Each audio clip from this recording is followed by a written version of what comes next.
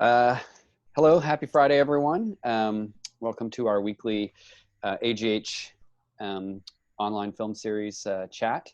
My name is Ryan Ferguson. I am the curator of film at the Art Gallery of Hamilton. And this week, I'm joined all the way from Bacurau, Brazil, CJ Prince, who is, CJ is a film critic. He's one of our programmers on the annual AGH Film Festival for I believe, the last 3-4 years now. Yeah.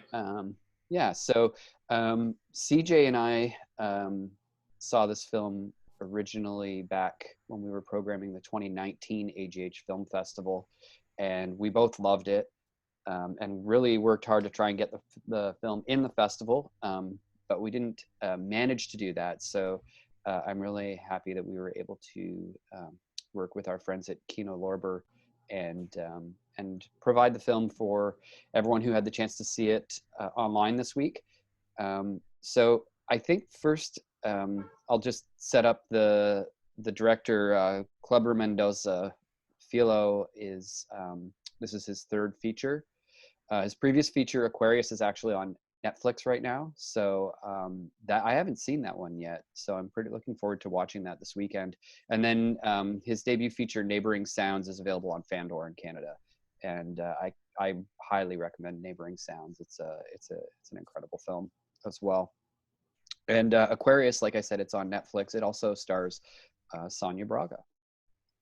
So CJ, we saw the film back in the fall, and how has your opinion of the film changed, or what did you think on a repeat viewing this past week?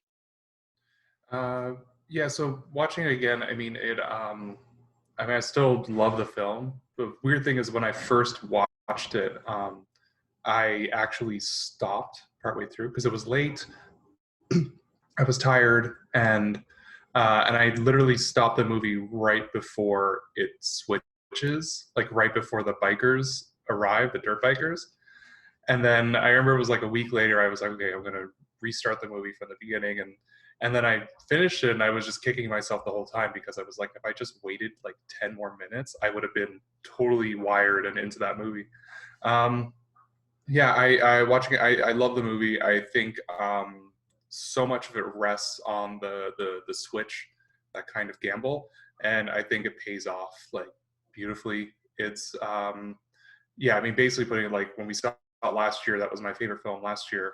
It's my favorite film this year of what little has come out in 2020.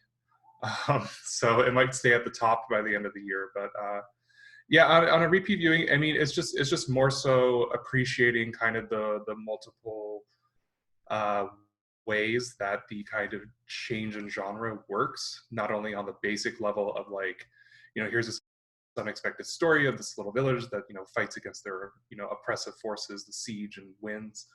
And then you also have the level of like, here is a very idiosyncratic, culturally, just cultural film from this particular part of the country about this fictional community in the first chunk, and then suddenly you have like an American genre film invades it, and the film becomes in itself an American genre film to kind of vanquish this presence. And I think that it works so well on a formal level along with just on a story level. Is like, I love when form and content just come together like bread and butter. So Yeah, I couldn't agree more.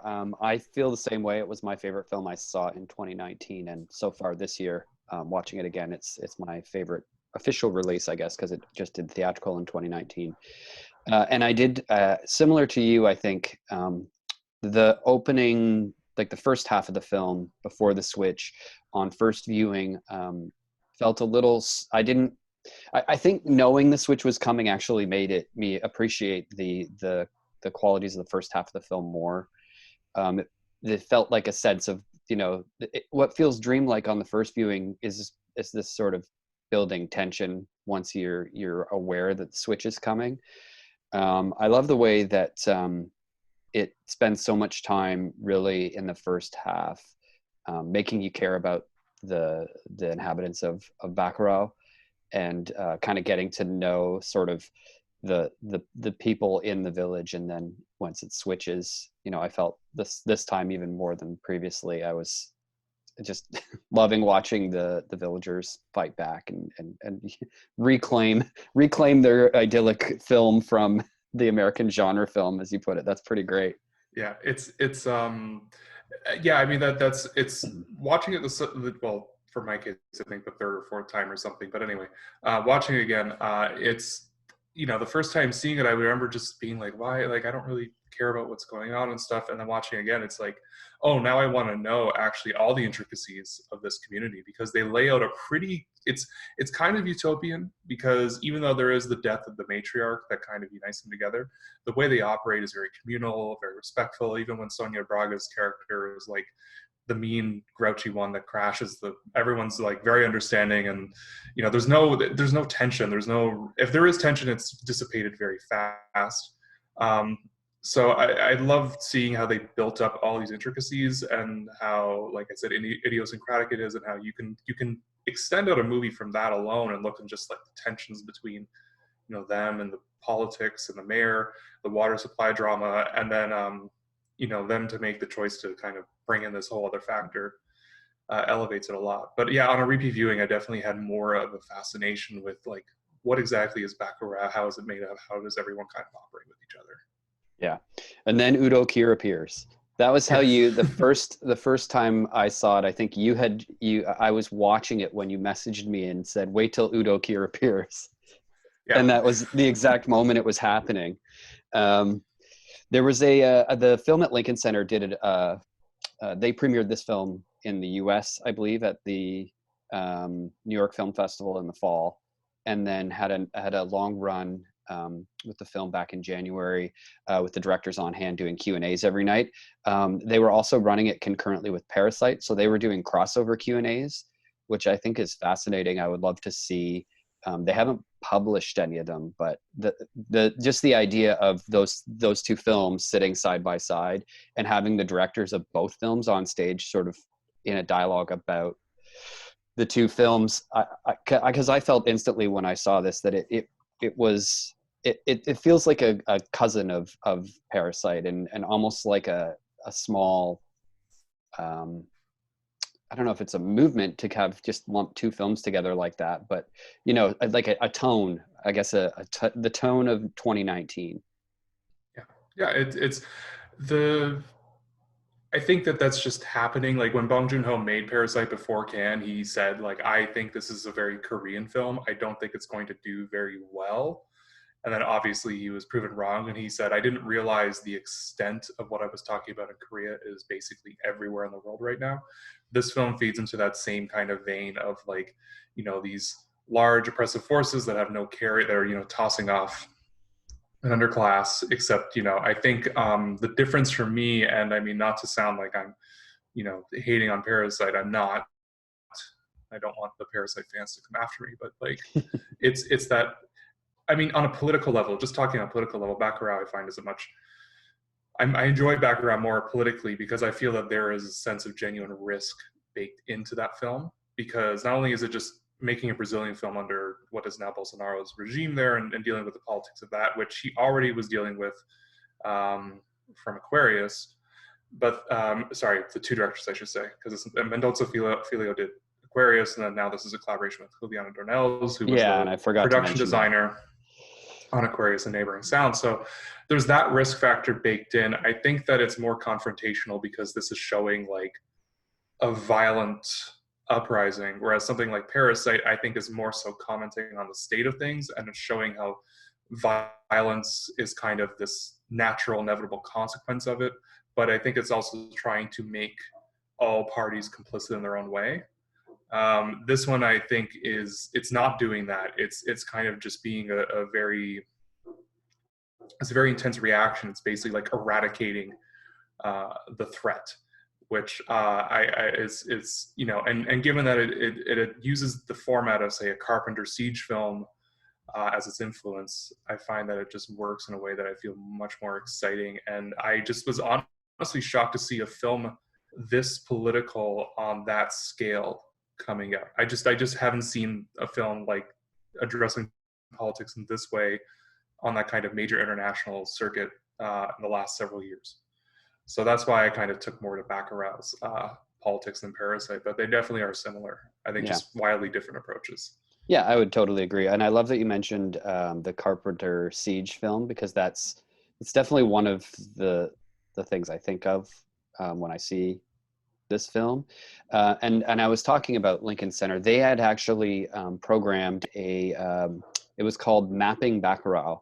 And it was a series of films that influenced the filmmakers um, in the making of this film. And I thought it's interesting because unfortunately it didn't run because it was set to run in late March. But they still have the list of films on the site, and having seen a handful of them, it's just really interesting. The Carpenter film they chose as the reference point was Starman, Yeah. which I think is interesting, and it's also one that you don't instantly always think of when you're thinking of John Carpenter's work. Also, Wake in Fright, which was a film that we screened at the gallery several years ago during our Changing the Script festival. So it's worth looking up if you're looking to see some of the the work that precedes this, that influences it, and also some interesting Brazilian films from the first couple waves of Brazilian new wave cinema as well. Cinema Novo, I believe it was referred to. It's nice to take a different look at the film through the influences that helped make it the way it is. Yeah, I think that's part of the brilliance of it too, because like even watching it, and I don't like, I personally would not talk about the Brazilian aspect of it because I don't have any knowledge on it, but it's like it invites that, and I was really glad seeing that. I was hoping that would happen because I remember when we watched it in the fall, I was wanting to look up research, like interviews, anything about the film, any analysis or critiques that involved kind of talking about how it fits within the culture, within the context of its own country and its own politics and history. At the time, because it was still on the festival circuit, it's not there. So I was glad when something like Film at Lincoln Center did a series like that. It's like, okay, this is good, because I think part of what's great about the film is it allows the opportunity to kind of educate people on this part of a culture which is largely ignored and leads to hypothetical Bacurau situations. Yeah. An interesting thing I heard in a Q&A session that when I was doing a little bit of research, the initial they initially conceived, like the idea that basically started the script was what did he say? It's a microscopic reenactment of the Vietnam War. Just like a really interesting. I wish I'd actually seen or heard that quote before I saw it the second time. I might have to rewatch it again this weekend just to take that into consideration as well. Was there anything specifically in the performances that you pulled out of the film? Because we've talked a lot about the philosophical elements of the film, how the political elements, but actually the film itself, the acting. Yeah, I think what strikes me now is um, I think there's a kind of perfect, at first watch, you kind of think the American actors are like, oh yeah, these look like expat actors who they just hired because, they're not in America and they need, so many, American actors in Brazil. But watching it again, it's like, no, these performances kind of feel like they are plucked out of an American genre, like a kind of low grade American genre film. They're just that kind of like overly performative, especially in comparison to the people in Bacurau, which feels way more naturalistic and lived in, even if they're a little melodramatic. Like Sonia Braga, she can handle a role like that where she can be this kind of big boisterous person, but still, remain grounded within that universe. So she doesn't feel, super extraordinary in her as a character, but her presence is like super strong. I mean, Udo Kier is another great casting choice because he comes from this realm, and I think as kind of being the ambassador for it in the film is another like great move, even though he's not American. But it kind of doesn't matter that they're specifically American. I think you can kind of extrapolate the symbolism and metaphor of that to many other cultures, and Europe is kind of the OG if we want to talk about colonialism. Yeah. Yeah, so I mean, that was kind of the fun thing watching again, because at first I remember thinking the American actors were just like that kind of like, oh yeah, it reminds you of when, you see an American actor in like a Japanese film and it's clear it's just some expat who, is just doing a very so-so performance. But in this case, I think I felt like it was actually quite deliberate on a rewatch, and I think it actually works even better.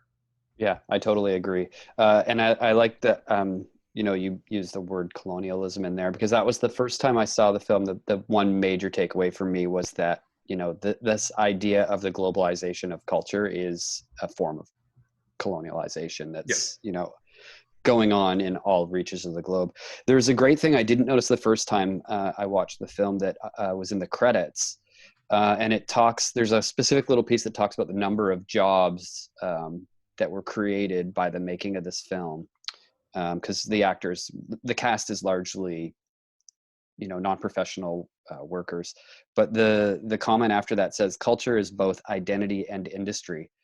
I just thought that was a really nice kind of summary of the film and what the philosophy of the film really is. Yeah, and I mean the colonialism aspect as well is like part of what works in that gamut. You have like these invaders, which clearly can be representative of colonialism, and what they're showing is that the culture that they're trying to eradicate merely adapts, overcomes, and continues living. Because if we look at the threat of these people beyond, if you just look at it as like, they're just playing the most dangerous game for themselves and having a ball, slaughtering all these people you can. But you can also look at it as like they're targeting a tossed aside group of people and trying to vanquish them. And instead, they're not only adapting to the new situation, they're overcoming, and that culture lasts. And that's kind of a very optimistic message to the film. And I like how that's in there. And I think a lot of choices it makes with regards to portraying violence and brutality is quite complicated in the film. It's not just pure catharsis. You kind of can get it mixes in a lot of imagery and messages that I think kind of make it very complicated. Like my response to the violence in the second half was not like, super entertained. I was kind of disturbed as well. But yeah, so I like it on that way, in which is basically saying like, you can try and destroy us, you can try and do it, but like we will adapt and survive and continue on despite otherwise. Yeah. I think that's kind of a good way to sum it up. And the other one little line out of the film that seems to summarize so much of it to me is when they ask the woman from the team that's sort of trying to eradicate everyone, why are you doing this? And her response was, I don't know. Yeah, that's exactly it. Like, yeah, they don't know. But yeah. Also, fun fact: the school in the film is the Joel Carpentiero School. Oh, yes. So that was a cute shout out to John Carpenter. So yeah, totally. I didn't even notice. I didn't catch that myself. That's great. Okay, well, I think that wraps up the discussion. I'm gonna try and we're gonna have an interesting one next week. So our film that launches today is Beyond the Visible, Hilma af Klint. That is a film that I saw for the first time about a year ago when it made its North American premiere at Hot Docs. I saw a screening and knew that it was a film that was perfect for the Art Gallery of Hamilton audience, perfect for the AGH Film Festival. And we were really fortunate to be able to present the film as part of our festival back in October. And we're very fortunate again to give people another chance to see this film. Hilma af Klint was a Swedish artist who was working in abstraction, but mostly in secret. And her work wasn't known until the last 20 years or so, and is largely now seen as being the foundations of what abstract painting is. And this film really goes into details about her life, why she was keeping her work secret, why it wasn't shown.